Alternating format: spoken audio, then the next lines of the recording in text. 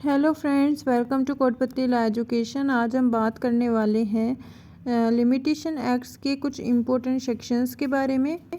Limitation act एक minor act है जिसमें 32 समथिंग जो हैं आपके सेक्शंस रहते हैं, तो बहुत छोटा एक्ट है, पर इसमें भी कुछ इम्पोर्टेंट सेक्शंस हैं जो हर जुडिशरी लीगल एग्ज़ाम के पर्पज़ से बहुत इम्पोर्टेंट सेक्शंस माने जाते हैं।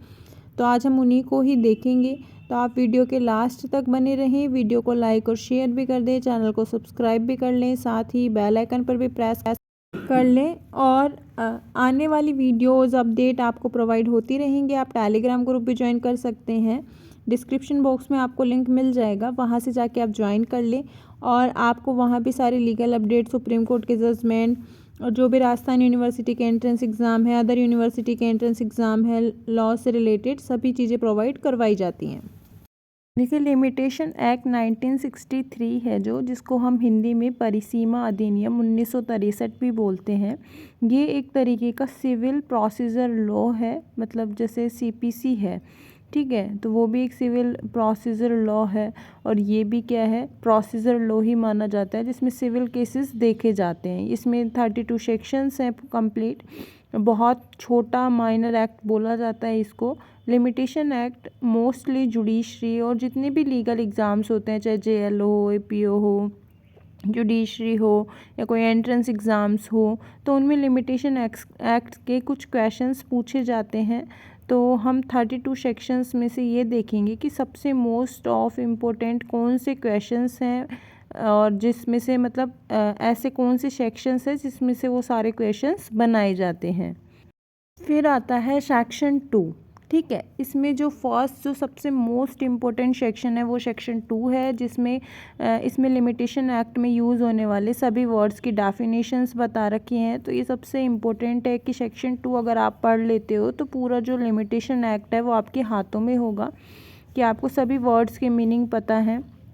फिर आता है सेक्शन 3, बार ऑफ लिमिटेशन। फिर सेक्शन 4 है expiry of prescribe period when court is closed. Section 5 है extension of prescribe period in certain cases.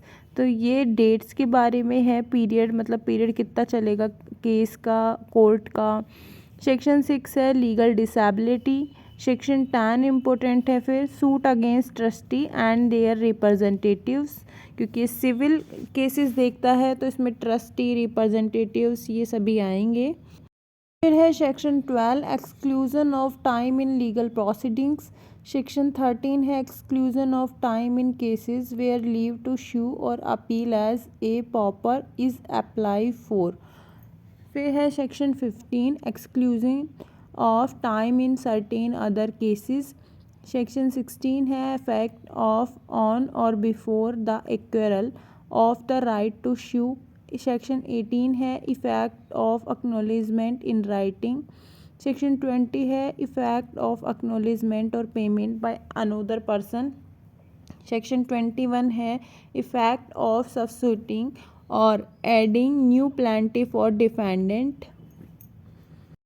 Section 14 है computation of time mention in instruments.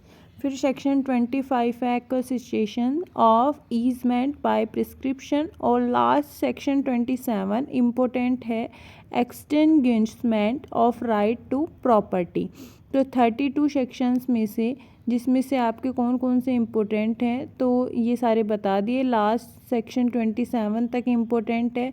वैसे तो आपको 32 तक ही पूरे पढ़ने हैं, पर फिर जब आप रिवीजन मोस्टली देखो क्वेश्चंस तो आप 27 जो सेक्शंस हैं वो लास्ट है और बाकी जो बता दिए आपको उनमें से आपको ज़्यादा फोकस करना है, क्योंकि 32 सेक्शंस तो बहुत कम टाइम में आपको लर्न भी हो जाएंगे।